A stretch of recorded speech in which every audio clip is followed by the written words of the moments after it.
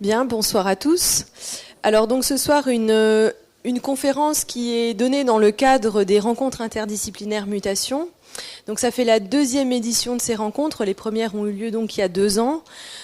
On va dire l'objectif un peu global, c'est d'essayer de donner un cadre pour un échange entre enseignants, chercheurs et étudiants, de faire un échange en fait pluridisciplinaire, donc de partir d'une thématique et puis d'essayer de l'explorer, non pas seulement au prisme de l'architecture et des territoires, mais en convoquant d'autres champs disciplinaires. Il y a 2 ans par exemple, il y a un économiste entre autres qui nous avait rejoint. Et donc cette année, on a notamment les champs de l'anthropologie, de l'histoire et de la biologie qui sont représentés. Donc on aura différents temps, je pense qu'il y a des programmes qui ont dû circuler dans la salle, donc vous verrez que demain il y a toute une série aussi de séminaires et une table ronde qui clôturera donc ces rencontres. Et donc pour ce soir, donc une conférence qui comme les différents temps des rencontres, vise cette année à explorer la thématique suivante, donc le lien et le rapport entre les humains et non-humains pour peut-être dépasser cette opposition et aller vers des architectures et des territoires du vivant. Donc sur cette question, on est très heureux d'accueillir Pierre Janin. On l'a choisi parce qu'on sait que dans sa pratique, ces questions se posent et ce sous différentes formes. Je vais déjà vous le présenter en quelques mots et puis après on le laissera développer toutes ces questions. Donc Pierre Janin, donc il est donc architecte, mais il a aussi fait un master 2 en philosophie et il a fondé en 2007 avec son frère Rémi, qui est paysagiste, l'agence Fabrique Architecture Paysage. Et le mot paysage n'est pas anodin non plus dans cet intitulé, qui est implanté à Vernan. Et en fait, le point de départ de leur réflexion et de leur activité, c'est de réfléchir sur la ferme familiale. Ça a été, je crois, un moment important dans la construction de son parcours et de sa réflexion. Et donc maintenant, ils ont 2 agences, une à Vernan et une à Lyon, au cœur du quartier de la Croix-Rousse. Et il va nous expliquer comment ces expériences lui ont permis de s'implanter et de faire des projets, notamment en territoire rural et pas seulement, et de poser la question des relations que nous entretenons avec ce qui nous entoure quand on est architecte. Merci beaucoup, Pierre. C'est bon. Bonsoir. Bon, donc effectivement, j'ai été présenté, donc je ne sais plus quoi dire au début. Non, juste simplement, effectivement, pour rappeler un petit peu le contexte particulier de notre agence, et qui fait le pont aussi avec ce qu'on a pu faire cet après-midi dans le cadre d'un travail d'atelier. C'est donc qu'on a monté notre agence en 2007, à l'issue d'un diplôme commun avec mon frère, donc mené sur l'exploitation agricole familiale, sur laquelle on a ensuite, juste après le travail de diplôme et donc l'école, monté notre agence avec ce passé agricole. On est toujours tous les 2 fils d'agriculteurs. Des questions aussi qui se posent à ce moment-là, c'est-à-dire qu'on estime qu'en 2007, c'est pas si loin, mais pourtant, les questions agricoles étaient assez peu abordées au final. Donc on savait pas exactement dans quoi on mettait les pieds, c'est-à-dire qu'on a lancé l'agence en se disant qu'on allait s'intéresser aux problématiques agricoles. Et finalement, de manière assez rapide, on a eu accès à la commande publique par le jeu de concours ou autre, qui justement avait trait à ces problématiques agricoles.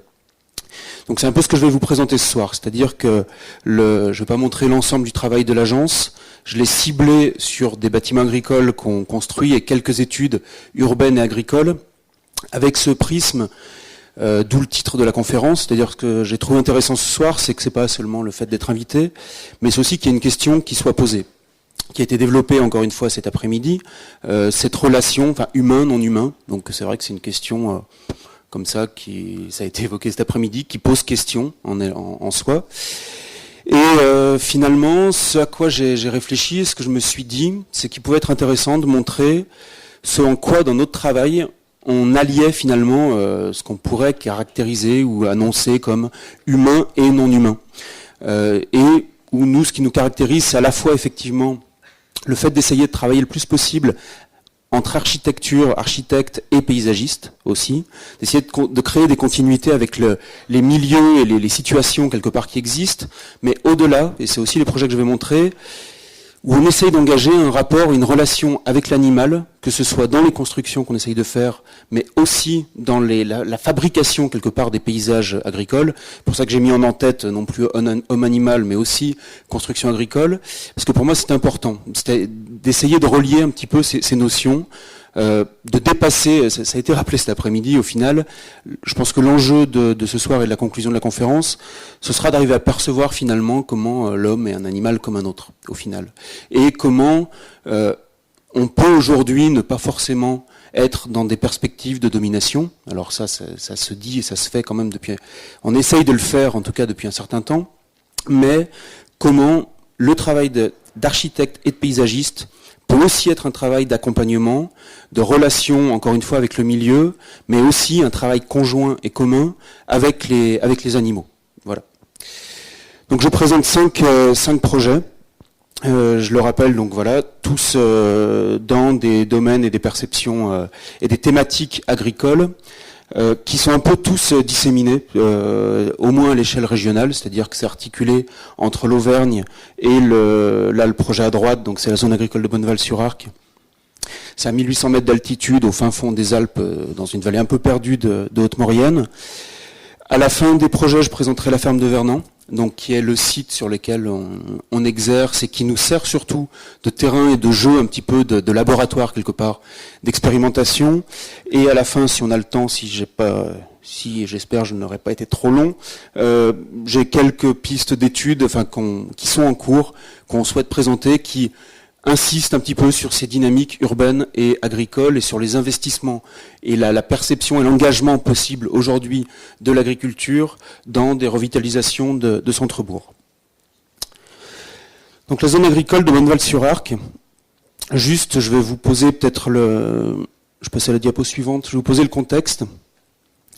Le programme est assez simple, il s'agit d'un ensemble de 9 bâtiments d'élevage, construit, le maître d'ouvrage, c'est une communauté de communes, et qui ensuite l'a rétrocédé à la commune et qui le loue aux agriculteurs. C'est-à-dire que le programme, c'était d'arriver à mettre en place un outil de maintien de l'agriculture dans un village de haute montagne, donc il y a 300 habitants à l'année, beaucoup plus en saison hivernale et estivale. Et tout l'enjeu pour nous, c'était d'arriver finalement à aller un peu au-delà du programme. C'est-à-dire qu'on le voit très bien ici, le site de projet, il est relégué quelque part... alors attendez, ici là c'est la rivière de l'Arc qui passe. Ici on a le village historique. À gauche, on a des extensions qui avaient été plutôt construites dans les années 60-70. Et le sentiment qu'on avait, c'est qu'au final, on reléguait un petit peu l'agriculture comme une activité qu'on ne voulait pas vraiment voir. C'est-à-dire qu'on la dégageait un petit peu du village, du centre-bourg, en cassant potentiellement les liens entre l'activité agricole et la pratique domestique courante et les concomitances qu'on fait exister au sein du village entre les fermes qui étaient dans les sous-sols de certaines habitations. Qui, du coup, ce lien-là, pour nous, le risque, c'est qu'il allait devenir plus réellement effectif et conjoint donc entre les lieux d'habitation et les bâtiments agricoles. Malgré tout, le programme, c'était celui-ci, donc il fallait qu'on trouve une solution. Et ce qu'on a essayé de mettre en place et de construire, ça se joue à plusieurs échelles, c'est que d'une part, ce qu'on a essayé de mettre en place, c'est un accord entre un ouvrage de sécurisation du site, qui est un grand merlon par avalanche situé à l'arrière du site, donc un ouvrage de sécurisation essentiellement technique, dont on n'avait pas la maîtrise d'œuvre, et les bâtiments d'élevage, donc qui sont ici.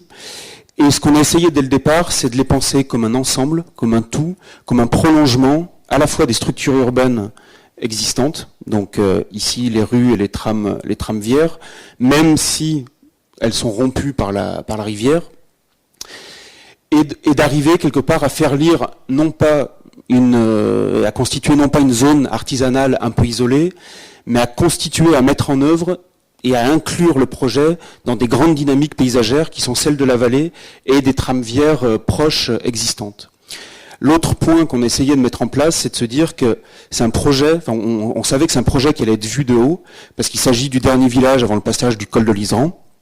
Ici, on est sur la route, et donc on savait qu'on allait le voir de surplomb. Et ce qu'on s'est dit, sans être corbuséen, c'est que l'enjeu il se situait au niveau de la 5e façade, c'est-à-dire des toitures, et que finalement cet espace-là pouvait devenir aussi un espace de vie et de présence et de manifestation de la présence plutôt agricole. Donc ce qu'on a souhaité mettre en place, ce sont des toitures végétalisées qui sont pâturables.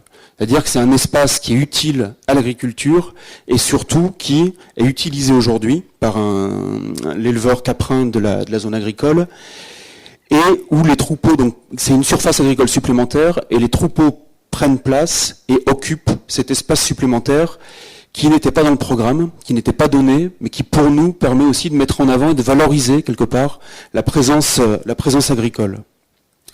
Ce qu'on voit aussi, et pour nous c'était important, c'est-à-dire que il y avait déjà d'autres zones d'activité agricole qui avaient été construites dans les villages du dessous, principalement constituées sur des modèles comme des lotissements, de zones à bâtir avec le bâtiment posé au milieu et des parcelles loties. Ici, on avait l'opportunité d'avoir une vision d'ensemble. Et c'est pour ça qu'on est arrivé plutôt à construire non pas un bâtiment et son espace extérieur de manière indépendante, mais à construire un espace commun, qui est au final celui d'une nouvelle rue, qui soit cohérent, qui rend collectif quelque part ce nouvel espace agricole, et qui ensuite se décompose par des petites cours non fermées, du coup, soit d'accès à l'étage des bâtiments, soit de cours d'accès aux fumières, et qui reprend la morphologie des ruelles et des venelles qu'on peut trouver aussi dans le village. Donc articuler quelque part deux grandes échelles, c'est une nouvelle rue pour la constitution d'un hameau, d'un nouveau quartier agricole, et en même temps arriver à constituer des ensembles plus intimes, propres à chacun des agriculteurs. L'autre point qui pour nous est important, c'est la question de la ressource, avec quoi on construit sur ce site-là qui est préservé. On est en périphérie, dans la zone périphérique des 500 mètres du parc naturel national de la Vanoise. Et la question constructive est un enjeu. Donc on a des parties en béton, mais pour construire ce béton, par exemple, on a mis en place une centrale sur le site de chantier. Ce qui fait que pendant tout le temps du chantier, il n'y a pas eu d'allée-venue de camions remplis de toupies béton avec de l'eau, prenant trop de volume et empiétant sur les routes. Donc ça, c'était le premier dispositif qui peut sembler assez sommaire, mais qui a quand même son importance. Et ensuite, toute la construction bois, donc on l'a réalisée en bois local avec du mélèze, donc c'est pour ça qu'on aime montrer cette photo. Alors pour le bardage, on est en mélèze, pour le reste, on est en douglas, donc avec des bois qui proviennent essentiellement de la région et des Alpes.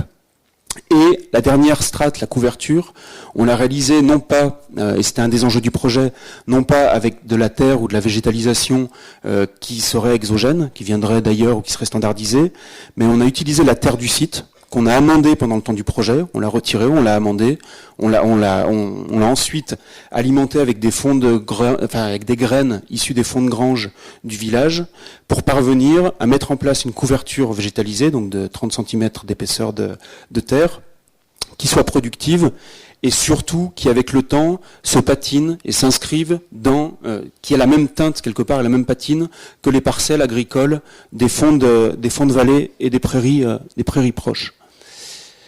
Donc ici on voit la partie donc couverture végétalisée, l'idée aussi de cette rue agricole.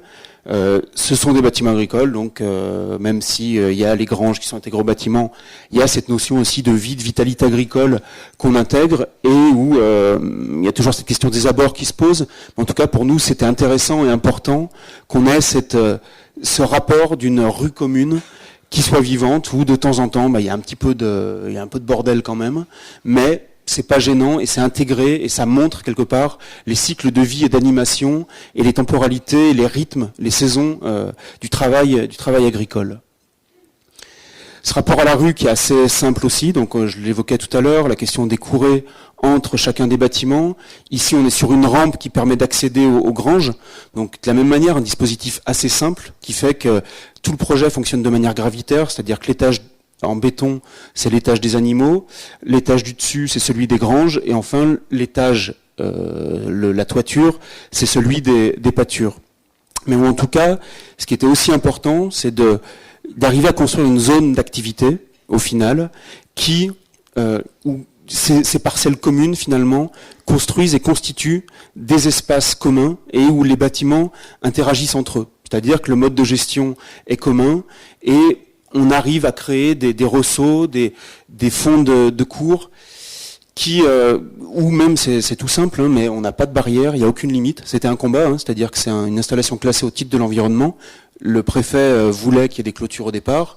On a imposé, on a exigé qu'il n'y ait pas de clôture qui soit mise en place, ce qui fait qu'on a un espace qui est relativement libre et qui peut être approprié par tous. Des notions de temporalité qui sont importantes aussi à prendre en compte. C'est-à-dire qu'ici, on a vu des photos plutôt l'été. L'hiver, les bâtiments sont fermés, sont complètement clos, et cet espace commun, quelque part, n'existe plus vraiment, c'est juste une étendue blanche. Et les agriculteurs, eux, investissent l'intérieur de leur bâtiment. Donc cette temporalité double, pour nous aussi, est intéressante dans la construction du projet, avec un rapport au paysage qui, on l'a vu, essaye l'été de constituer plutôt un ensemble visible de loin et cohérent avec les pâtures, les prairies qui sont proches. Et au final, l'hiver, où tout est recouvert sous un manteau neigeux, et ce qui apparaît, ce sont les façades, avec un traitement hyper simple, hein, c'est-à-dire que le béton, on le voit, hein, il n'est pas toujours très propre. Nous, on l'appelle un béton agricole, c'est-à-dire qu'on est dans des exigences économiques, et le souhait, c'est aussi de ne pas forcément le refaire s'il y a des choses qui vont pas. Mais ensuite, on a aussi des ajustements de matériaux avec le bardage, c'est-à-dire qu'on n'a pas de couvertine, le moins possible de relevé, qui fait qu'au fil du temps, ce qui apparaît, et l'hiver, ce ne sont même plus une grande étendue de pâture sous un couvert végétalisé, mais des blocs qui s'ajustent, qui s'alignent les uns aux autres, et qui, quelque part, s'assimilent beaucoup plus aux rochers qu'on a en arrière-plan. Donc ce double regard, et cette évolution double, en fait, du projet qu'on peut avoir cette lecture double qu'on peut avoir dans le paysage. Toujours ici, donc des notions de détail, mais qui sont pour nous importantes et essentielles, même s'il s'agit d'un projet agricole. C'est-à-dire que souvent, un projet agricole, on considère que c'est un projet qui doit être économique avant tout. Nous, ce qu'on essaye de dire, c'est qu'on peut être économique, mais aussi prêter, en tant qu'architecte, une grande attention aux détails, sensibiliser les entreprises pour faire en sorte que, sans surcoût, c'est-à-dire que là, on a minimisé toute la zinguerie, mais au final, on arrive à quelque chose de propre, de sobre, d'efficient et qui vieillit de manière ajustée et maîtrisée. Cette sobriété aussi qu'on retrouve à l'intérieur, c'est-à-dire qu'on a le béton, on laisse aussi les traits de niveau, on traite, il n'y a pas de seconde œuvre, c'est-à-dire que c'est un bâtiment agricole, mais on l'admet quelque part tel qu'il est, enfin tel qu'il est et tel qu'il se présente. Et je montre aussi ces photos, donc là c'est l'espace des stabulations, simplement pour exprimer que ce projet, tout le travail qu'on a eu à conduire finalement, c'est aussi une réinterrogation complète du programme pour une inscription du projet dans un système agricole beaucoup plus large. C'est-à-dire que le programme, il s'agissait de construire des étables entravées. Entravées, ça veut dire que les bêtes sont à la tâche. Le temps d'hivernage ici c'était 7 mois, ce qui est assez long.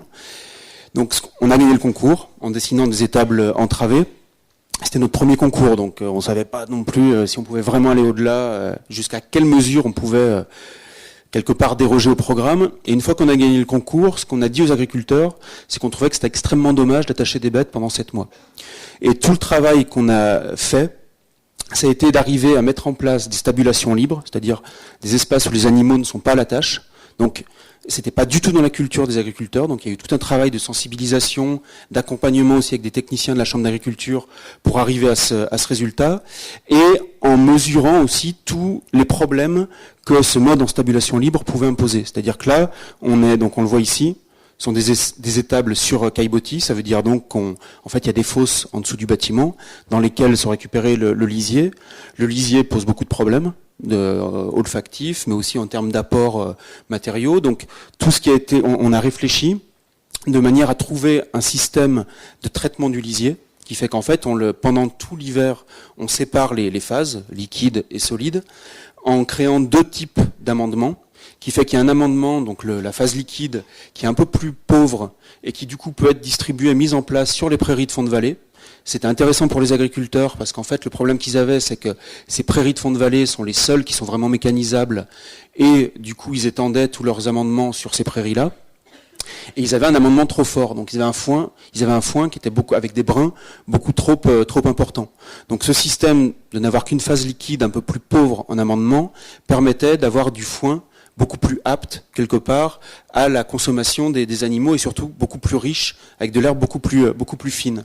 Et la phase solide, elle, pouvait être mise en place dans les espaces d'estive qui, avant ça, étaient beaucoup moins amendés. C'est un peu technique, mais c'est quand même important de comprendre, finalement, comment une réinterrogation du programme avec les problèmes qui peuvent survenir peut aussi être source de projets et d'intégration et de construction d'un nouveau système de gestion des amendements et quelque part d'amendement et de requalification aussi des sols et des paysages.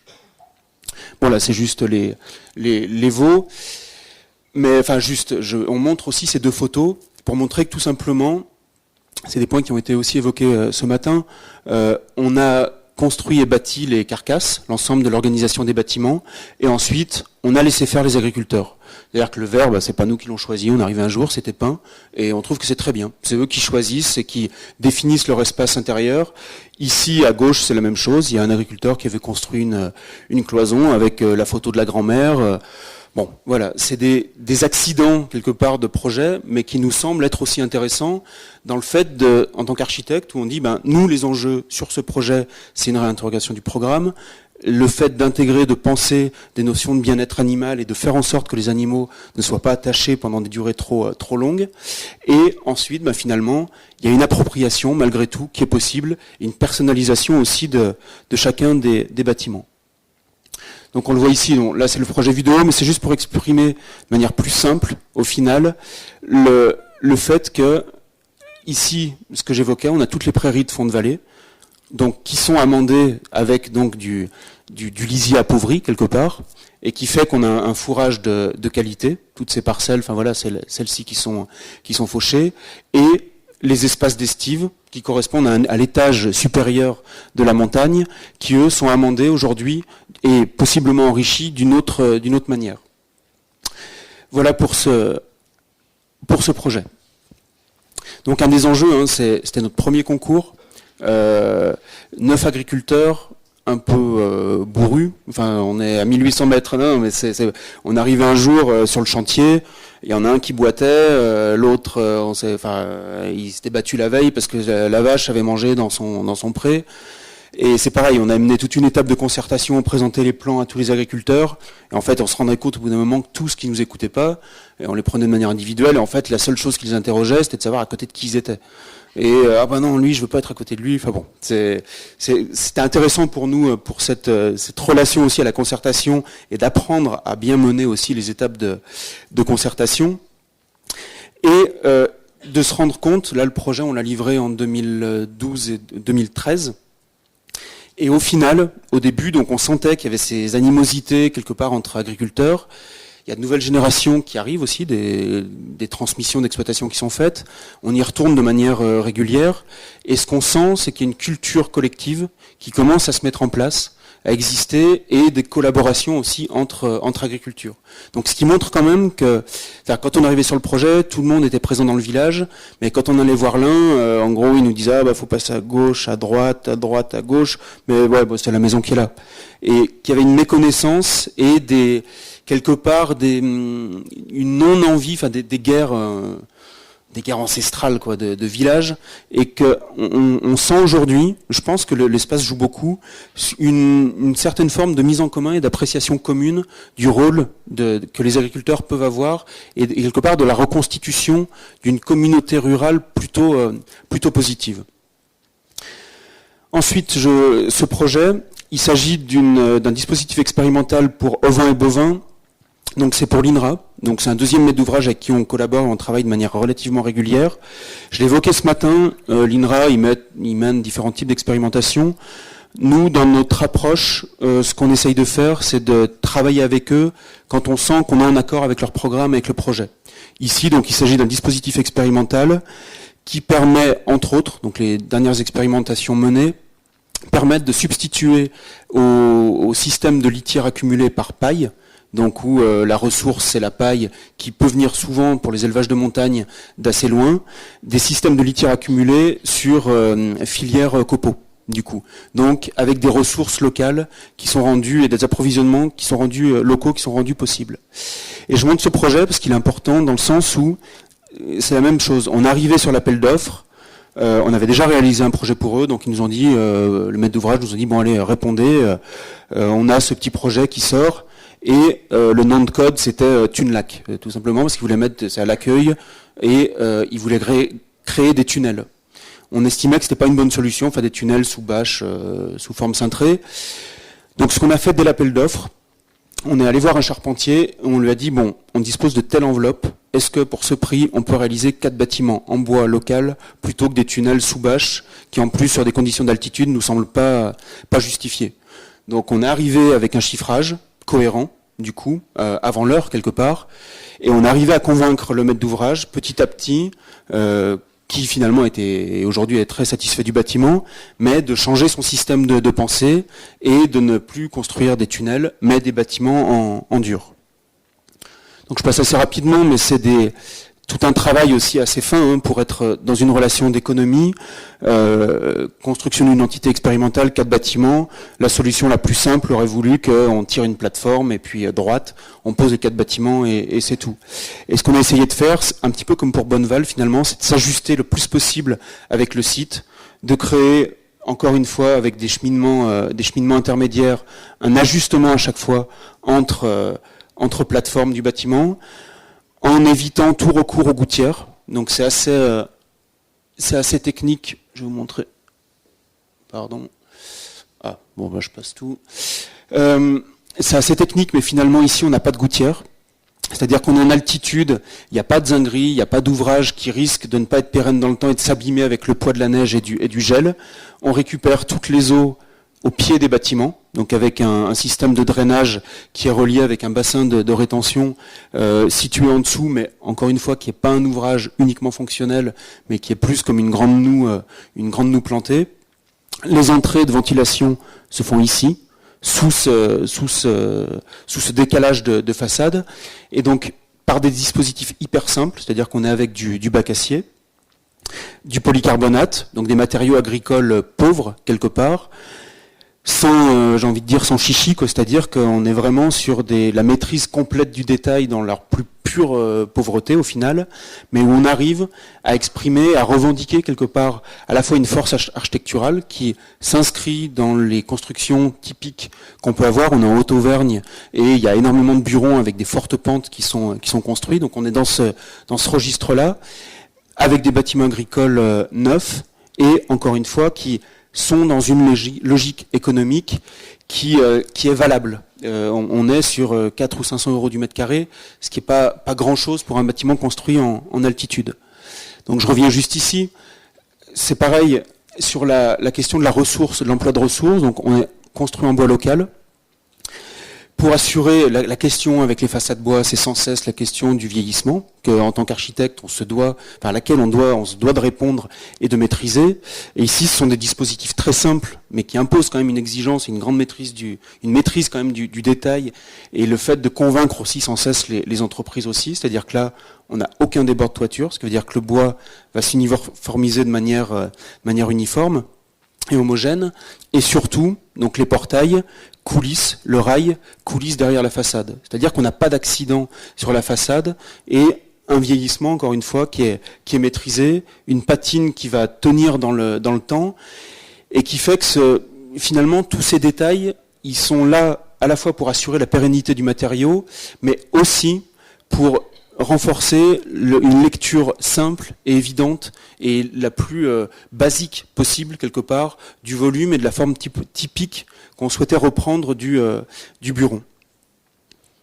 Donc oui, je remontre un petit peu les mêmes choses, mais c'est pareil, c'est ces bâtiments qui s'intercalent les uns aux autres et donc avec une présence concomitante et on le devine ici aussi, des ajustements légers dans la pente qui fait que de l'extérieur, on n'a pas le sentiment non plus d'arriver comme peuvent l'être bon nombre de bâtiments de zone d'activité, sur une grande parcelle au milieu de laquelle on aurait posé un bâtiment, mais plus sur un ensemble de bâtiments constitués qui s'articulent les uns aux autres et qui constituent une sorte de rue ou de cour agricole.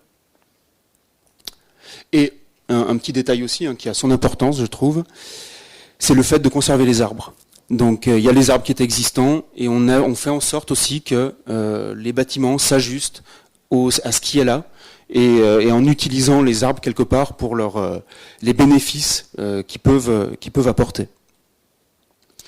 Et donc là, c'est juste des photos qui permettent aussi de prendre la mesure. Aujourd'hui, ce que je disais, le maître d'ouvrage est quand même plutôt satisfait, qui permettent quand même de prendre la mesure que ici on est sur un bâtiment qui est isolé, qui est ventilé de manière naturelle, en altitude, ce qui n'est pas évident, c'est-à-dire qu'on est quand même à 1000 mètres, c'est pas neutre, et surtout avec une construction en bois local, donc qui provient de 100 km à peu près, et qui fait que quand on compare ça à l'idée d'avoir un tunnel bâché, sombre, noir, ça change quand même beaucoup de choses, on estime, par rapport aux notions et aux questions de bien-être animal. Donc là, c'est juste ce projet, je trouve que pour nous, voilà, il est essentiel dans le sens où c'est un combat. Il faut discuter avec le maître d'ouvrage, les interroger aussi, les provoquer quelque part pour remettre en cause leur système de pensée et pour essayer d'améliorer aussi la qualité bâtie des programmes qui peuvent être engagés. Les tunnels, la seule raison qu'ils avaient de vouloir construire des tunnels, c'est que c'était plus simple, moins cher pour eux, à première vue économiquement. Donc c'est remettre aussi en cause des pensées établies et des notions ou le sentiment qu'une construction éphémère coûte moins cher qu'une construction plus pérenne. Un deuxième projet de l'INRA, je regarde juste le temps. Ouais, c'est bon. Ici, l'enjeu, c'était une grande stabulation. Donc pareil, qui traite d'expérimentation en altitude. On a 1100 mètres, si je ne me trompe pas, ici, dans les plateaux du Césalier. Et ce projet il nous permettait de traiter quelque part de la thématique de la gestion des abords. Un des problèmes récurrents quelque part dans l'inscription paysagère du bâti agricole, c'est pas tant que ça les constructions en tant que telles.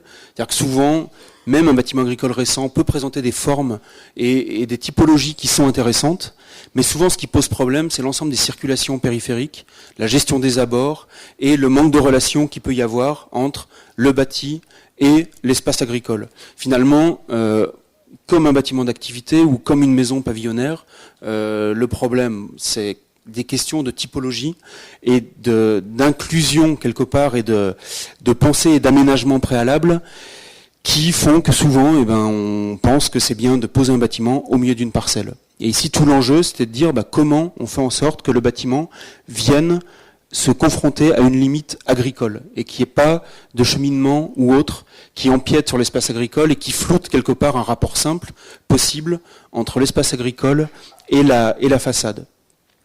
Donc en fait, ce qu'on a réalisé, c'est toute une pensée, ici c'est une axonométrie éclatée, c'est assez technique, mais malgré tout, ça a son importance, c'est-à-dire qu'on a réalisé un bâtiment infrastructure sous lequel l'ensemble des annexes agricoles prenaient place. C'était un seul et même grand couvert, c'est-à-dire qu'on retrouve l'ensemble des éléments de stockage, ici de stockage fourrage, les fumières et espaces de traitement des déjections et les fosses qui sont enterrées, qui font qu'il y a un système gravitaire assez simple, donc d'évacuation du lisier aussi. Le bâtiment s'inscrit dans la pente, donc les fumiers coulent avec des racleurs, mais de manière naturelle, avec l'écoulement dans la fosse qui est ici. Tout est enterré, et donc il n'y a pas de fosse à lisier extérieure. Enfin, je ne sais pas si certains d'entre vous voient des bâtiments agricoles ou autres, mais souvent, il y a beaucoup de fosses, d'ouvrages en béton connexes qui sont réalisés et qui multiplient quelque part et qui disséminent les constructions agricoles. Un des enjeux ici, c'est aussi de reconnaître que c'est un effort d'infrastructure, mais au final, et c'est un point aussi qu'on défend, c'est que de plus en plus la question de l'artificialisation des sols se pose. On estime que la production urbaine consomme beaucoup d'espace, ce qui est juste, mais ce qu'on dit aussi, c'est que aussi au niveau agricole, du point de vue des constructions, il y a un enjeu de consommation d'espace. Et faire en sorte qu'on ne démultiplie pas les circulations agricoles périphériques permet aussi, quelque part, ici, on économise 2 à 3 000 mètres carrés en supprimant de sol agricole consommé, en supprimant une partie des circulations extérieures. Ce qui veut dire que ça correspond presque à un petit lotissement. Enfin, ce qui est pas rien non plus, c'est-à-dire de comprendre que à tous les niveaux, cette question de compacité, de mesure et d'économie de l'espace, eh bien, elle se pense aussi dans les constructions agricoles. Et donc là, c'est cette façade. On l'a vu au départ. Hein, là, voilà, on la devine ici. On l'a vu au départ, c'est-à-dire que ce qu'on est donc arrivé à faire, c'est une limite simple entre l'espace agricole qui vient vraiment au pied du bâtiment.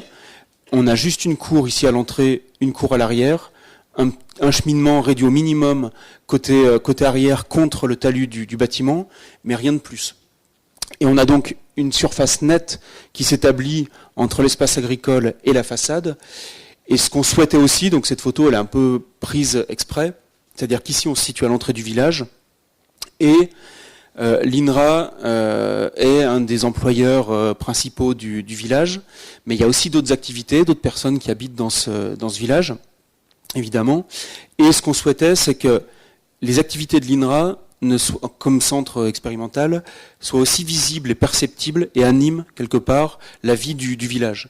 Et donc ici, cette grande façade transparente, elle permet de rythmer de manière très simple quand le pansage des animaux est en cours, le bâtiment est éclairé et les allées et venues des habitants des riverains permet de prendre conscience de ce qui se passe à l'intérieur du bâtiment. Ça peut sembler anodin ou anecdotique, mais c'est pareil, pour nous ça a une importance, parce que ce qu'on estime, c'est que de plus en plus, je l'évoquais ce matin aussi, au sortir de la guerre, Seconde Guerre mondiale, 50% de la population en France était rurale. Aujourd'hui, il y a 3% d'agriculteurs. Et pour autant, les campagnes sont aussi habitées. Il y a une grande partie des campagnes qui sont habitées aujourd'hui par des populations dites, entre guillemets, urbaines, ou en tout cas qui n'ont pas une pratique rurale, qui entraînent aussi une méconnaissance des activités agricoles. Et on estime donc qu'il y a des dispositifs simples à mettre en œuvre pour faire en sorte de réancrer et de retisser des liens et une connaissance, non pas forcément de l'ensemble des pratiques agricoles, mais au moins des rythmes et des activités et de la présence des agriculteurs. Donc là, il s'agit d'un signe très simple, mais qui pour nous est évocateur quelque part de ce rythme rural inclus dans un paysage plus vaste. Je présente ici donc le centre équestre de Cublise. Donc centre équestre, il s'agit d'un projet sur un site touristique. Où là, un des enjeux, c'est pareil, on est arrivé sur le projet, en fait, le maître d'ouvrage avait son plan de masse, qui estimait qu'en fait, pour bien intégrer un bâtiment, c'est un assistant maîtrise d'ouvrage qui lui avait énoncé ça, pour bien intégrer ce bâtiment, qui est sur le site d'entrée touristique, hein, c'est un lac, enfin, qui est construit dans le département qui est dans le département du Rhône. En gros, pour bien intégrer le bâtiment, il fallait le morceler, et constituer, dissocier quelque part le programme et créer des petites entités. Il y avait des enjeux économiques, c'est-à-dire qu'ici on est à 200 € du mètre carré, donc des questions fortes à se poser du point de vue de l'économie de projet et aussi du point de vue de l'intégration paysagère.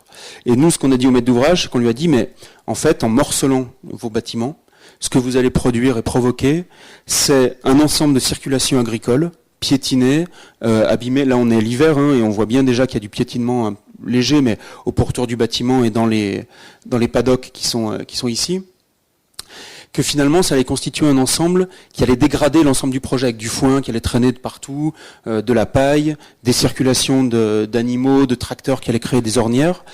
Donc ce qu'on a proposé, c'est de regrouper l'ensemble sous un seul et même toit. Donc en associant l'ensemble des éléments de programme, la fumière, le manège, le stockage fourrage, et ici l'ensemble des box à chevaux de manière linéaire. Et encore une fois, en articulant l'ensemble des éléments de projet, à la fois à la pente et aussi à l'échelle large du paysage. Donc là, on se retrouvait en additionnant quelque part l'ensemble des éléments de programme avec un bâtiment de plus de 3000 m², donc avec une grande inquiétude de la maîtrise d'ouvrage sur l'intégration qu'allait prendre, la façon dont allait être ressentie la présence de ce grand centre équestre. Et donc ce qu'on a souhaité mettre en place, c'est une surcouverture en bois qui est utile du point de vue de l'intégration paysagère, mais qui a aussi d'autres rôles. C'est-à-dire en fait, la construction est hyper simple. On a un long mur béton, charpente bois, encore une fois bois local, bac acier, bac acier plus polycarbonate, et une surcouverture bois, donc réalisée en ganivelle de châtaignier, qu'on voit ici de manière plus détaillée, et qui en fait raconte une chose très simple.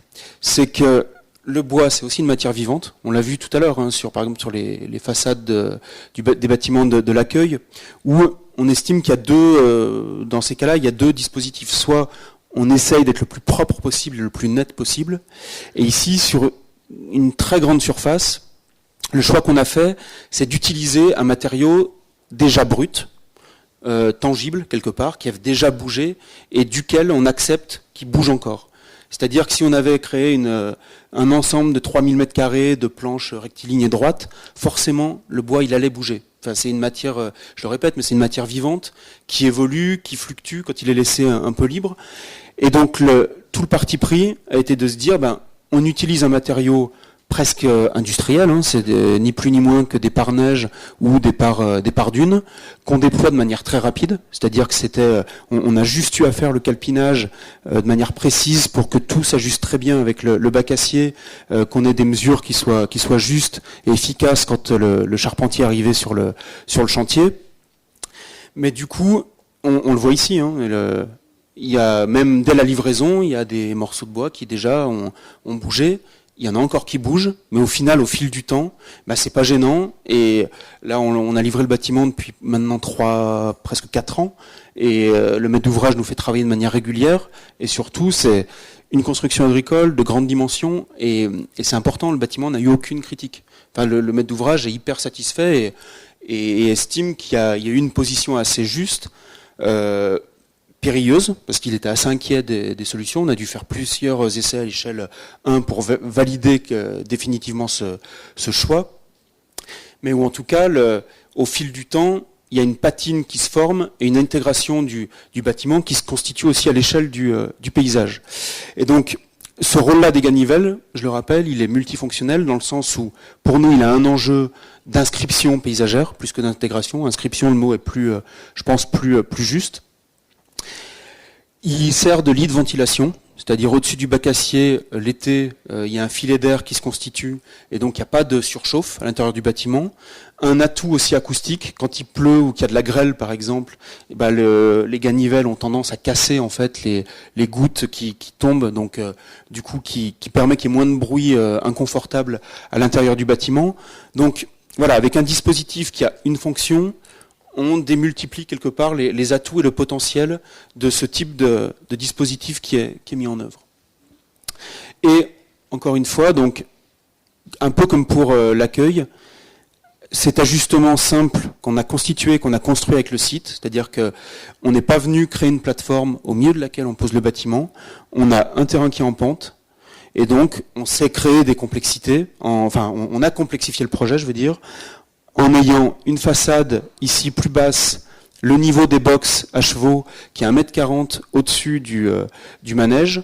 Les deux sont reliés par des pentes accessibles aux personnes à mobilité réduite, donc de 4%, qui fait aussi qu'il y a un usage multiple à l'intérieur du bâtiment. Et en dessous, ici, on a les circulations agricoles. Ici, il y a la forêt, elle n'est pas représentée, et la canopée des arbres.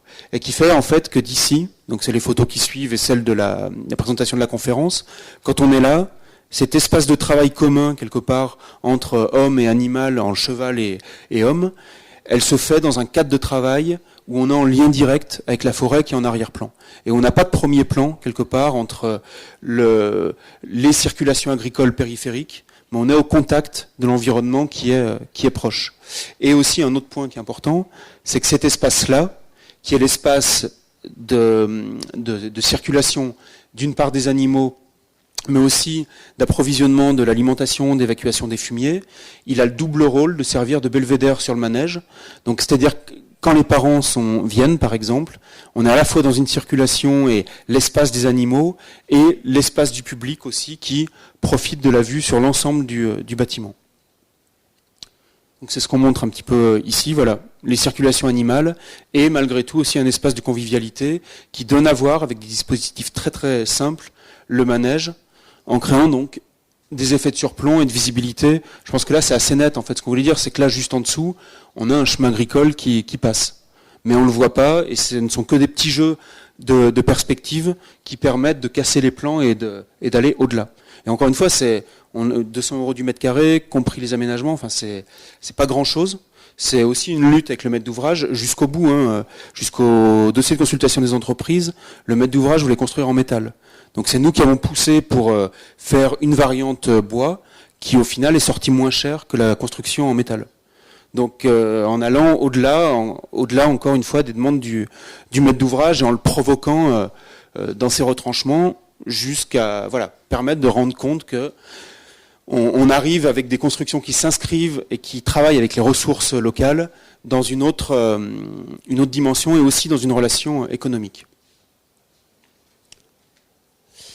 Le dernier projet un peu... oui, je crois que c'est le dernier, ensuite c'est la ferme.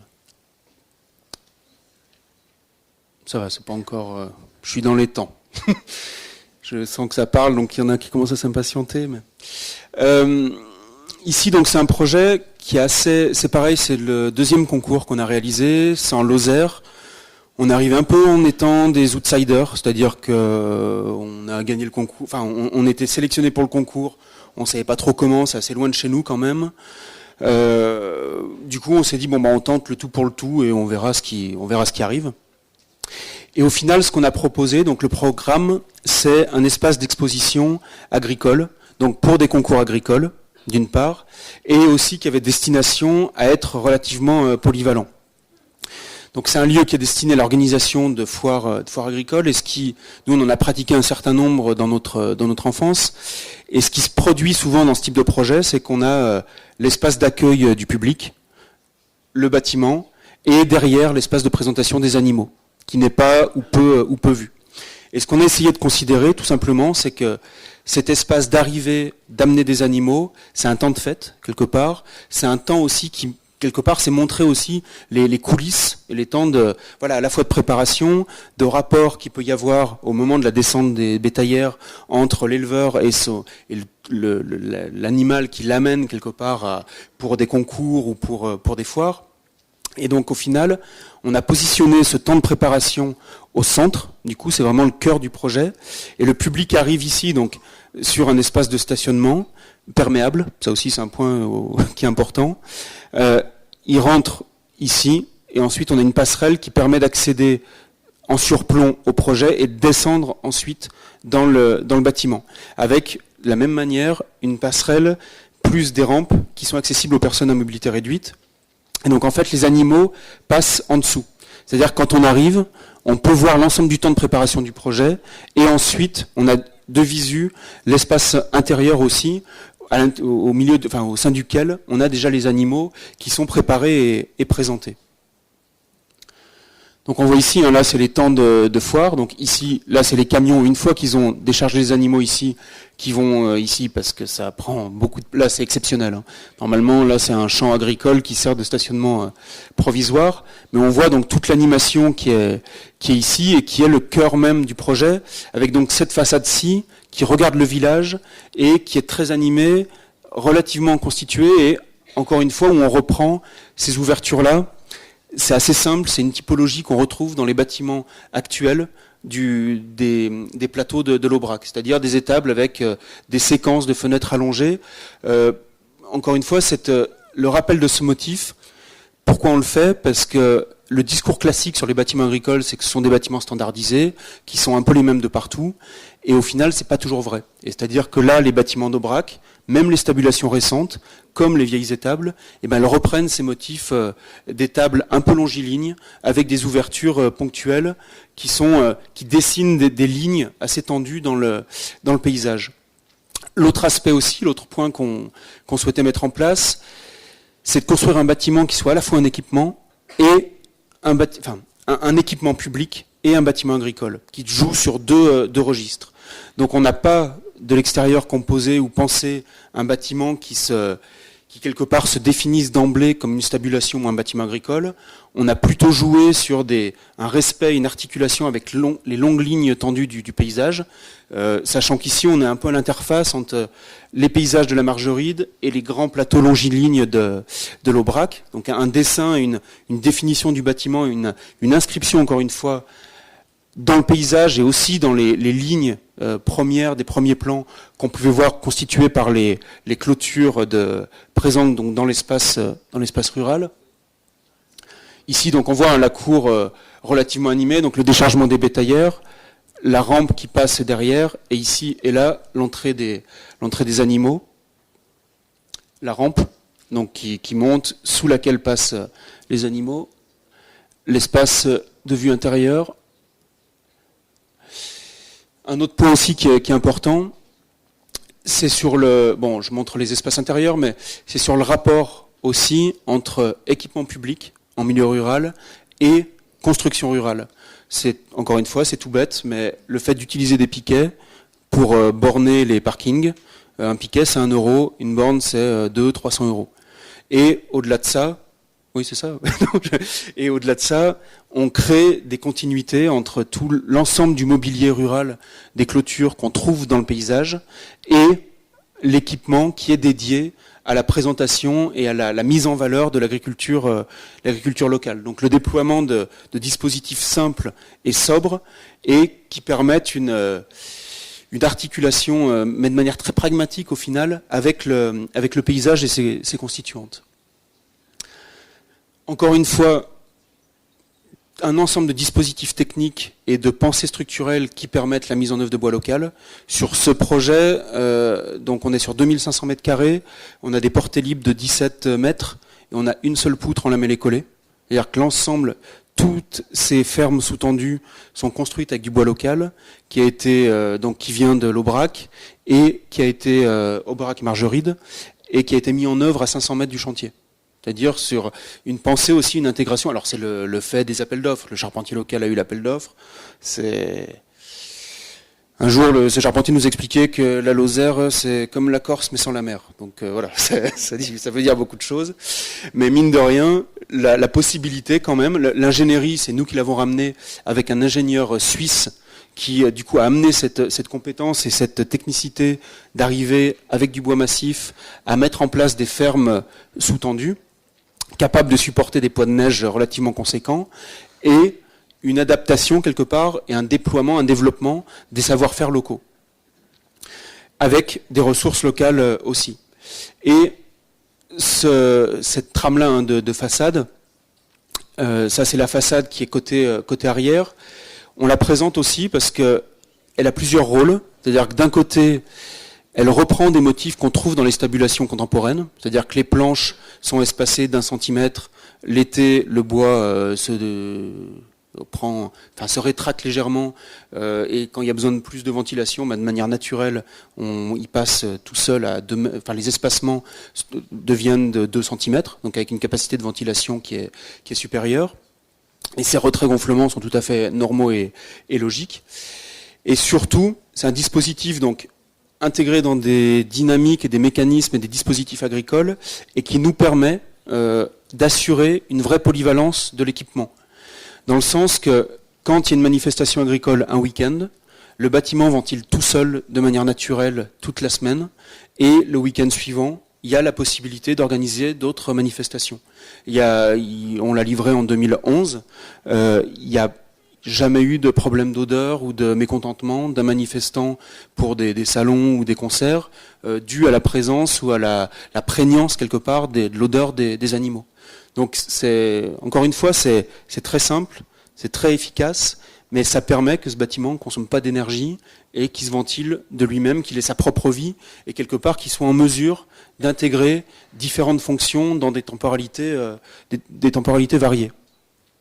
Et ici, donc, juste en rappel, nous, un petit peu comme pour le bâtiment de Marsena, ce qui nous semble important et intéressant, c'est que les temps de foire, c'est un équipement rural. Donc au début, le maître d'ouvrage nous disait on va faire un totem pour l'annoncer, quand il y a des foires, ce sera lumineux, ce sera génial.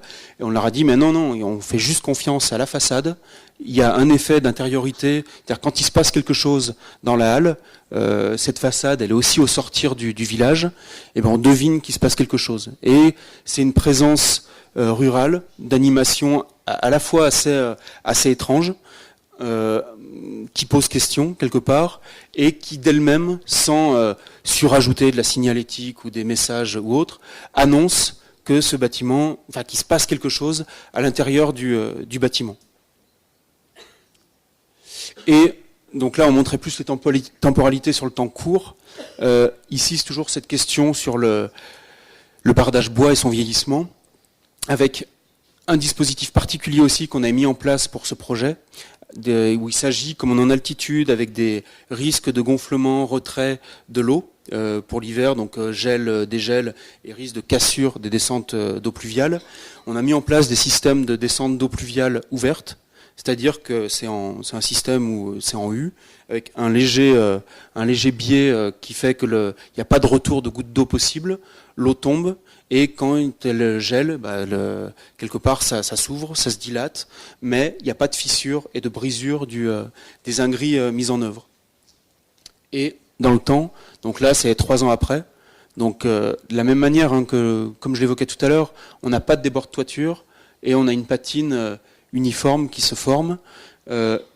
Là, on a mis en œuvre sur une grande surface comme ça, c'était du bardage brut de sillage. Pareil, on avait fait différents essais.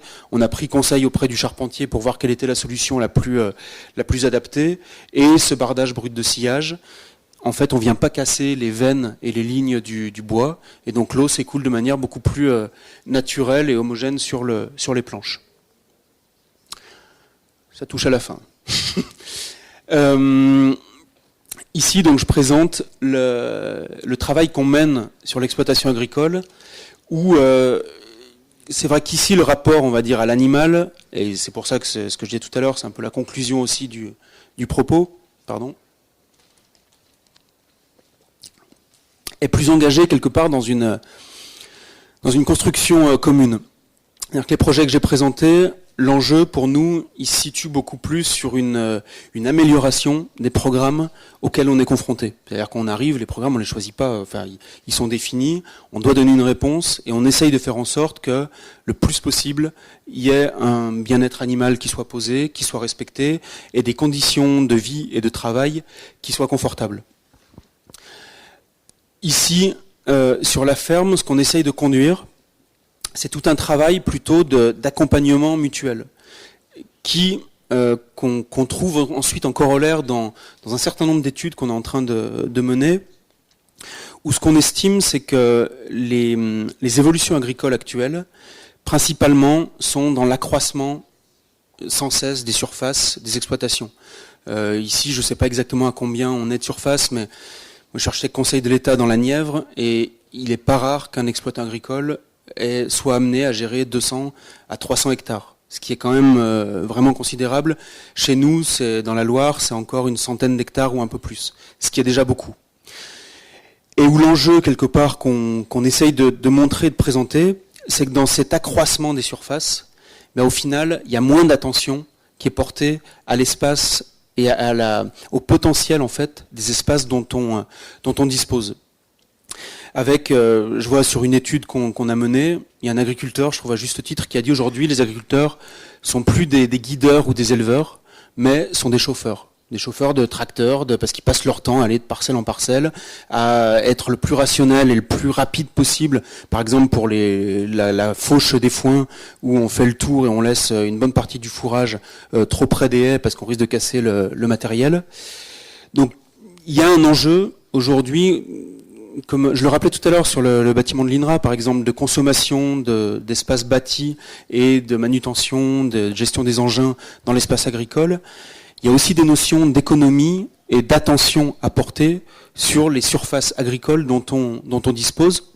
Et tout le travail qu'on essaye de construire et de mener sur la ferme procède un petit peu de cette volonté.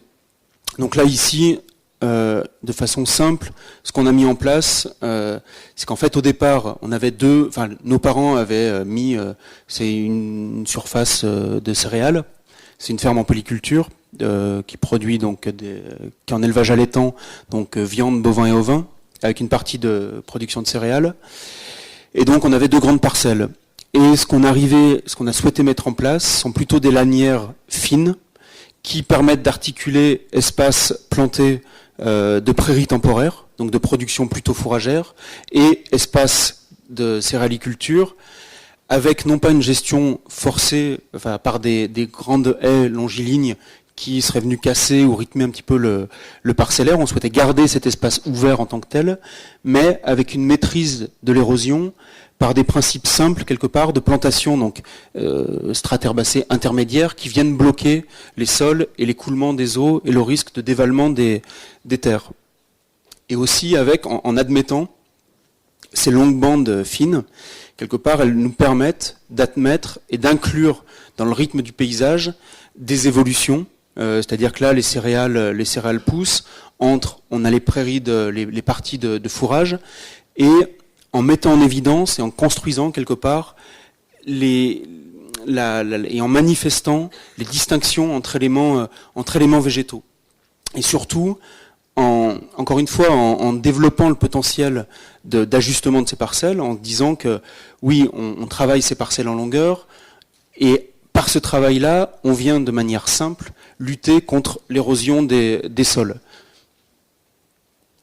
L'autre point qui est important quand je parle d'économie d'espace, c'est qu'ici on est sous un sous-bois qui est dans la continuité donc de certaines prairies temporaires qui sont menées donc en pâturage. Quand on était enfant, en fait, tous ces sous-bois ils étaient complètement embroussaillés et ils n'étaient pas utilisés par nos parents. Et donc le souhait qu'on a fait, ça a été de se dire, on va aussi optimiser et réfléchir à un usage et une occupation agricole possible de ces sous-bois, en utilisant aussi les arbres qui sont présents. Donc on a reconstitué un élagage fin, on a débroussaillé quand on le pouvait, là où les animaux, les bêtes ne mangeaient pas, ne paissaient pas, ne pâturaient pas, pardon.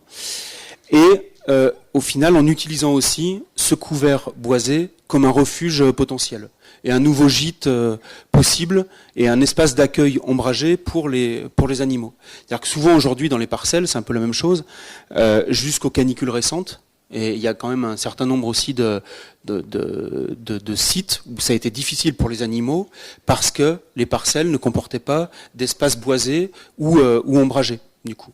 Donc c'est tout ce travail de lisière qui permet d'optimiser des surfaces agricoles qui n'étaient plus ou pas utilisées. Une des problématiques aussi, on l'a évoqué tout à l'heure, cette question, ce lien entre présence animale et biodiversité. De manière récurrente, c'est vrai qu'une des problématiques du bétail, notamment des bovins, c'est qu'ils viennent déstructurer, casser en fait les ripisylves, pas les ripisylves, mais les bords de cours d'eau. Et donc, sur l'ensemble de l'exploitation, on a mené tout un travail de réflexion sur les systèmes d'abreuvement, en condamnant les cerves et en les transformant, et les mares, en les transformant en vraiment des pièces humides au sein desquelles une nouvelle biodiversité pouvait se développer. Et donc, où les animaux, les bovins n'ont pas accès. Et là, ces 2 IPN qu'on avait récupérés donc d'une grange dont on avait démoli un plancher, un système d'abreuvement qui n'est pas courant, mais qui est utilisé par les animaux et qui permet de manière simple de concentrer leur point d'abreuvement et qu'elles n'aillent pas piétiner et abîmer l'ensemble des pièces d'eau. Ici, donc c'est pareil, c'est pas évident forcément à lire, mais on le devine un peu sur la droite ici. Il s'agit de parcelles de reconquête, c'est-à-dire qu'on est sur des fonds de pâture, des fonds humides, qui ont eu tendance à s'embroussailler de manière forte. Et ce qui fait que le système agricole qu'on a mis en place, c'est d'avoir recours là on a vu avant, c'est des vaches limousines. On a eu recours donc à un autre type de troupeaux qui sont des vaches Highland, qui sont plus adaptées au milieu humide, et en redessinant le parcellaire, et en faisant en sorte qu'on soit sur des parcelles beaucoup plus petites et contraintes, et que la pâture se fasse de manière beaucoup plus intensive et rythmée quelque part, donc on passe de petits lots en petits lots, mais ce qui nous permet d'ajuster et d'avoir une cohérence, et une meilleure gestion de l'espace, et un enfrichement quelque part, ou en tout cas une optimisation agricole et une réouverture des paysages.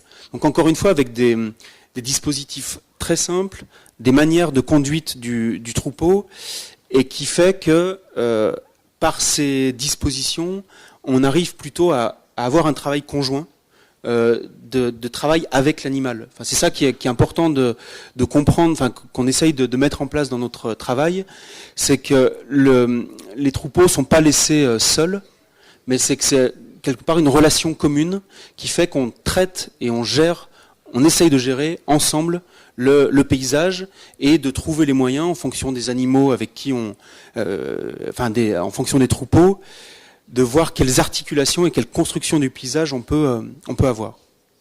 Et ici, donc ensuite c'est tout, là c'est justement les troupeaux de Highland. Cet espace de la ferme, donc je disais que c'était un laboratoire. Ce qu'on a mis en place en fait dès on s'est lancé avec le travail d'agence, c'est pour ne pas être quelque part confronté seul, nous, à la ferme, parce que c'est un lieu familial qui quand même est assez chargé pour nous. Du coup, ce qu'on a souhaité mettre en place, c'est un festival d'art contemporain qui se tient en biennale et qui fait qu'on a un ensemble d'interventions, de regards extérieurs qui sont projetés sur la ferme, et avec des thématiques très simples où à chaque fois ce qu'on essaie de poser comme question, c'est de manière large, quel est le rapport entretenu entre agriculture, urbanité, quels en sont aussi les détournements possibles. Donc ici c'est tout bête, c'est la vache et la question des pierres à sel qui deviennent ici des pastilles Vichy, des bonbons. Mais c'est ce type de détournement qui, pour nous aussi, quand j'évoquais tout à l'heure la question de la césure qu'il peut y avoir entre population, activité, pratiques agricoles et pratiques urbaines, pour nous, ce sont des temps d'échange et de liens qui permettent de saisir de manière plutôt ludique et détournée les interrelations et la saisie, quelque part, des pratiques agricoles. Donc ici, c'est pareil, c'est toujours la même chose, mais une pierre à sel avec du jus de betterave, du coup. Là, c'est le troupeau de Highland, et on s'était inspiré d'un système suisse en fait qui est un l'autobooze. Donc on avait monté une buvette à l'extérieur qui faisait une halte sur le parcours d'art contemporain. Du coup, donc là il y a une des œuvres qui est au-dessus et où on voit, c'est tout bête, voilà, les bouses, celui qui parie sur telle case gagne si la bouse est faite sur cette case. C'est simple, c'est basique et ça marche toujours. Mais l'enjeu surtout, c'est de saisir que dans le temps d'un week-end, donc c'est des week-ends prolongés, ce festival, on le mène depuis 10 ans, à chaque fois il y a près de 2000 personnes qui viennent, ce qui est quand même pas neutre. On l'a monté aussi avec une association, donc on est en milieu rural, il y a 60 personnes qui adhèrent à cette association. Donc, s'il vous plaît, juste avec devant, on n'entend pas trop s'il y a un peu trop de bruit derrière. C'est bientôt fini, c'est bon. Donc, oui, je disais, voilà, que ce qui est important de saisir, c'est que on est sur un espace rural, on essaye d'en montrer et d'en saisir et de faire saisir les pratiques agricoles, mais surtout, dans des temps donnés, cet espace peut devenir aussi un espace public. C'est ça qui est important, c'est dans le mélange possible des pratiques et de connaissances mutuelles, quelque part, entre populations urbaines qui habitent l'espace rural, et aussi urbaines qui habitent l'espace urbain, qui peuvent venir pour le festival, et les pratiques rurales et agricoles. Bon, ici, c'est pareil, un golf au milieu des troupeaux de moutons. Dans ces temps aussi temporaires, c'est la mise en place de passages, justement, pour pas venir abîmer les fonds humides ou créer de piétinement par les allées et venues des humains, du coup. Et du coup, on crée des passerelles temporaires qui s'enlèvent, c'est juste des palettes qui sont posées, qui sont posées le temps d'un week-end et qu'on retire ensuite une fois le festival fait. Voilà. Donc ça c'était plus pour la ferme. On pourra revenir s'il y a des questions. Et donc dernière chose, je présente juste un... c'est bon, je peux... Enfin ça va, j'y vais. Ça va pas, c'est 5 minutes. Mais il y a un point, enfin c'est une étude qu'on est en train de conduire, où c'est pareil, la question posée, c'est la revitalisation du centre-bourg qui est ici. C'est un village de moyenne montagne qui oscille entre 800 mètres d'altitude et 1300 mètres en hauteur. C'est aussi un village où nous, un peu plus loin, on a des prairies d'estive. Et donc on est plusieurs bureaux d'études à avoir remporté donc cet appel d'offres pour la revitalisation du village. Et ce qu'on a souhaité poser d'emblée comme problématique, quelque part, c'est d'arriver à développer et faire comprendre le rapport territorial que pouvait avoir ce centre-bourg avec l'ensemble de son site et du territoire communal. Donc on a mis en avant deux choses. Le fait que cette commune s'articule le long d'un bassin et d'une rivière qui est assez emblématique à l'échelle du département, ce dont les élus n'avaient pas conscience. Donc déjà avoir cette échelle large, c'est important pour leur faire lire, enfin permettre de faire lire à la population et aux élus l'échelle quelque part de leur commune. Et aussi, ce qu'on a souhaité mettre en avant, c'est que il s'agissait vraiment d'un territoire à étage, donc avec les fonds de vallée, auquel appartient quelque part l'implantation du centre-bourg, qui est un espace qui tend à s'enfricher de manière relativement prégnante et forte, où il y a eu beaucoup de plantations forestières faites à partir des années 1970, où il y a une réelle fermeture des paysages par de plantations de douglas et aussi par un enfrichement progressif, des plateaux agricoles de polyculture qui sont relativement bien constitués et entretenus, l'étage des forêts, qui correspond à un milieu déjà qu'on pourrait caractériser d'un petit peu plus naturel, entre guillemets, et l'espace des estives, qui sont en fait des grandes landes, on les appelle les Hauts-de-Chaume, qui sont des grands plateaux herbacés, assez beaux, assez caractéristiques des milieux de moyenne montagne, et qui sont entretenus par le biais d'une estive communale, plutôt. Et où donc, autant sur cet espace-là, on a des fermes avec chacune au pourtour ou plus éloignées des parcelles qui sont gérées chacune par un agriculteur. Et cet espace de sommet, quelque part, c'est un espace commun. Et ce qu'on est arrivé, et ce qui s'enclenche plutôt bien, ce qu'on arrive à leur dire, c'est qu'au final, une des résolutions et des problématiques qu'ils ont à l'échelle du centre-bourg, donc c'est qu'en fait, donc ici c'est le centre-bourg plus rapproché, ici on a les espaces agricoles, et en jaune, un peu en surbrillance, qu'on voit ici, l'ensemble des espaces, à la fois de fond de vallon et de coteaux, qui ont tendance à s'enfricher et qui tendent quelque part à une dissociation entre les perspectives et la manière d'habiter le centre-bourg et l'espace agricole proche et le paysage. En gros, on a mené tout un travail de concertation et c'est vrai que tous les habitants des hameaux nous disent « nous, on n'ira jamais habiter là parce que c'est la ville, quoi ». Tout simplement parce que tout cet espace intermédiaire, quelque part, de lien et de connexion avec le paysage rural, est complètement crée une épaisseur qui aujourd'hui n'est plus ou pas, enfin qui n'est pas réellement franchissable. Et donc, un des enjeux qu'on a, là, c'est les premières pré-esquisses qu'on a commencé à présenter, c'est de faire reconnaître déjà que sur les cartes et les photos des années 1950, tout cet espace-là, c'est un espace vivrier.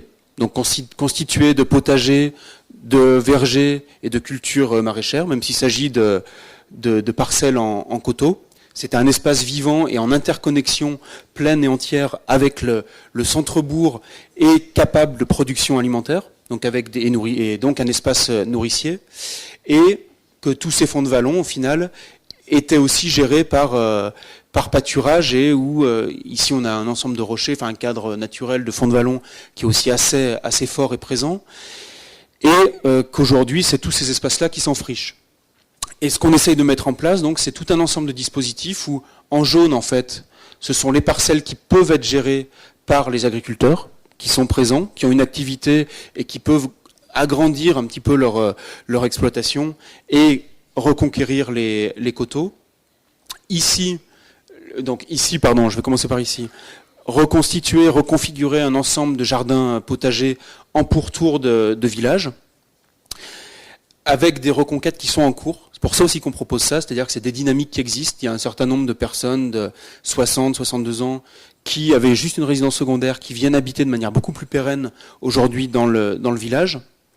Et tout cet espace de fond de vallon qui est plutôt ou principalement à la fois sur des parcelles, enfin sur du pavillonneur qui a été développé, mais aussi sur des espaces de fond de vallon relativement étroits et enfrichés, arriver finalement à reconstituer, à recomposer une estive communale, gérée donc de manière collective, pourquoi pas par des agriculteurs qui partent en retraite, qui ainsi pourraient en fait quitter les hameaux et leurs exploitations pour habiter en centre-bourg, du coup, et maintenir un usage et une pratique agricole.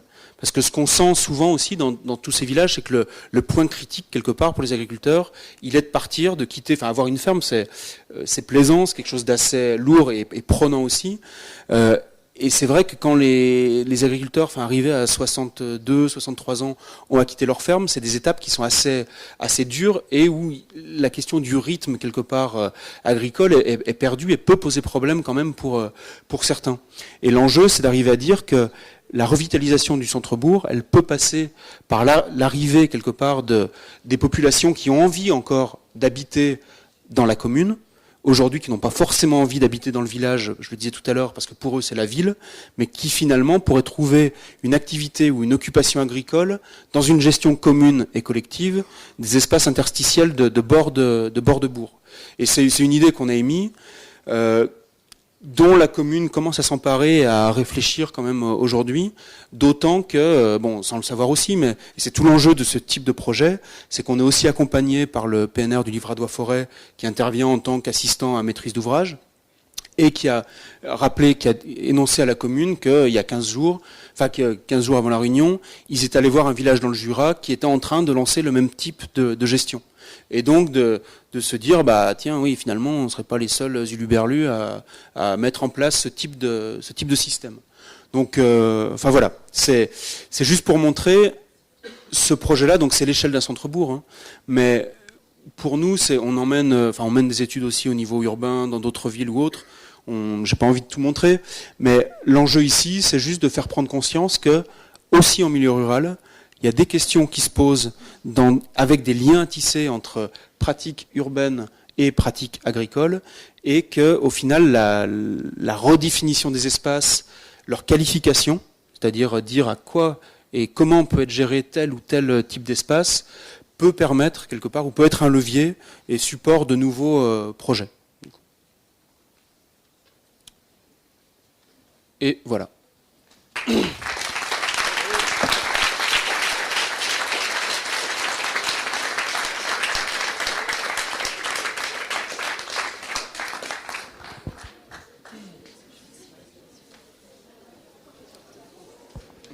Merci beaucoup Pierre, merci pour votre intention. L'école ferme dans 10 minutes, ça veut dire qu'on a le temps pour quelques questions, si certains le souhaitent. Peut-être que ceux qui veulent partir, allez-y, mais si vous avez des questions pour les autres, c'est vraiment le moment. Ou des remarques.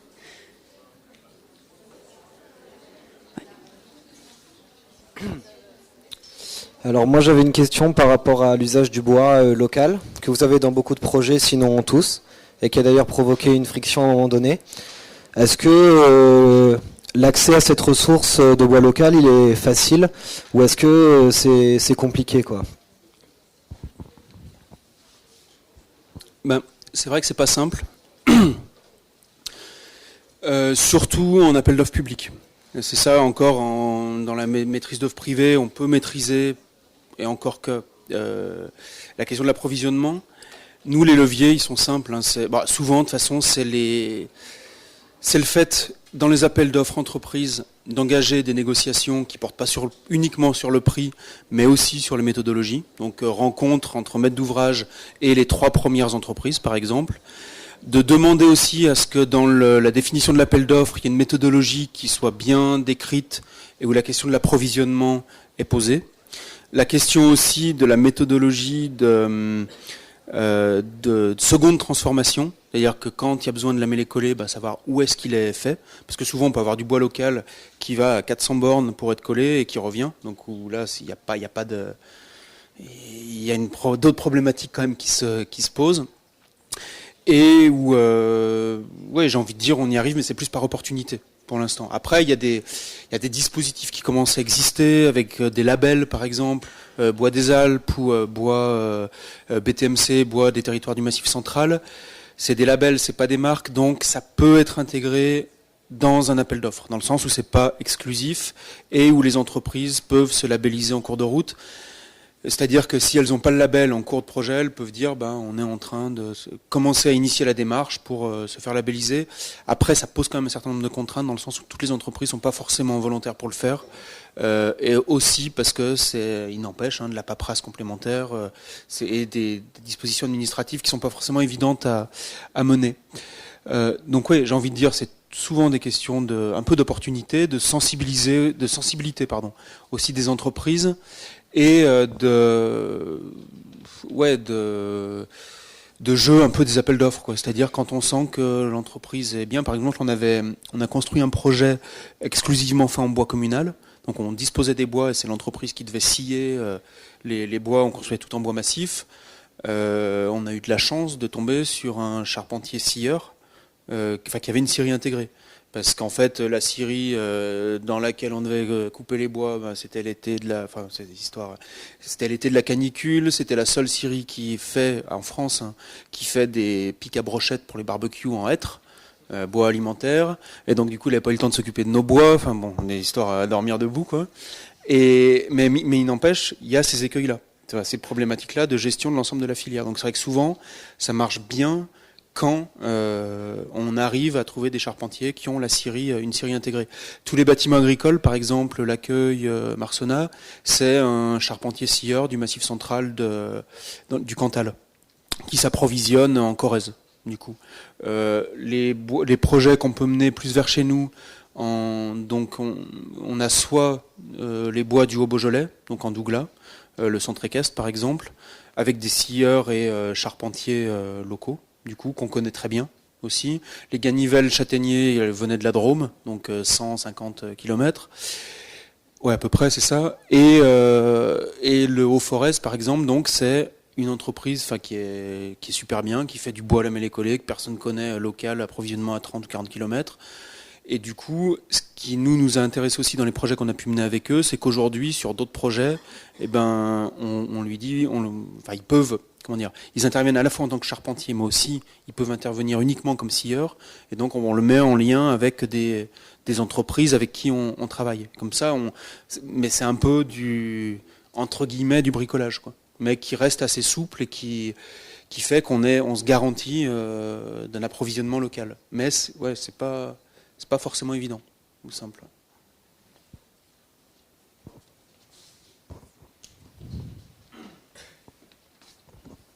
Bonjour, merci pour la conférence.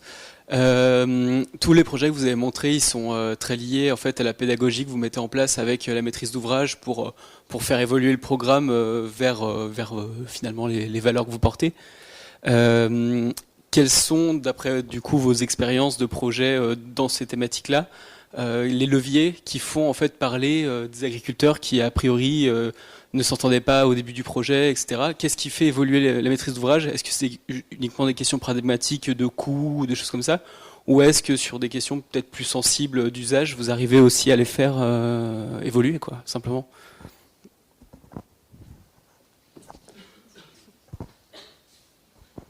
Non. non, mais c'est une boutade.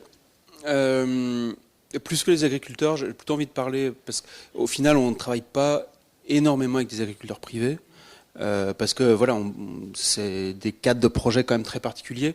On commence, et les agriculteurs qui viennent vers nous sont quand même des agriculteurs qui sont déjà sensibilisés un peu à ces questions, et donc qui ont envie de construire en bois le plus possible avec leur charpentier du coin, et le plus possible aussi de s'approvisionner en bois local. Mais parce que souvent ils sont déjà dans des démarches de vente directe ou autre. Mais par contre, j'ai plutôt envie de parler des maîtres d'ouvrage entre guillemets plus classiques, parce qu'on fait pas mal d'équipements aussi plus courants, écoles ou autres en milieu rural. Et c'est là où on est vraiment souvent amené à des questions un peu difficiles. Là, il y a un concours qu'on a perdu parce qu'on avait trop de bois en façade. par exemple. Et même le concours au final, c'est même pas qu'on l'a perdu, il s'est arrêté parce que entre le conseil et la maire ne voulait pas de bois en façade, le conseil en voulait. On n'a jamais vu ça, des questions tout le village se battait par article interposé, tout ça, sur des questions d'architecture, quoi. Donc c'était en même temps hyper intéressant. Et comme ils s'entendaient pas, ils ont arrêté le projet. Enfin bon. Mais où on sait que nous l'écueil, c'est que le bois en façade, il y a certains maîtres d'ouvrage qui le souhaitent pas, même si on le justifie et où on montre que c'est possible et que ça peut être aussi valorisant et maîtrisé d'un point de vue du point de vue du vieillissement des façades. Nous, ce qu'on a mis en place, c'est pareil, il y a un autre concours qu'on avait failli perdre pour ça, parce qu'on mettait en place du bois et tout ça, qu'on a finalement gagné, et où d'emblée le maître d'ouvrage a dit de toute façon nous le bois on n'en veut pas. Et on a dit attendez. Et ce qu'on a organisé, c'est qu'on a fait une sélection de projets régionaux où on trouvait qu'il y avait des dispositions différentes de mise en œuvre de bardage qui avaient été mises en place et qu'on est allé voir avec eux sur une journée. Donc ça prend un peu de temps, mais finalement ça permet de faire passer ce qu'on souhaite déjà et de créer un moment de convivialité avec un maître d'ouvrage. On arrive à se comprendre, on passe une journée, on mange ensemble à midi et tout, et c'est quand même plutôt sympa.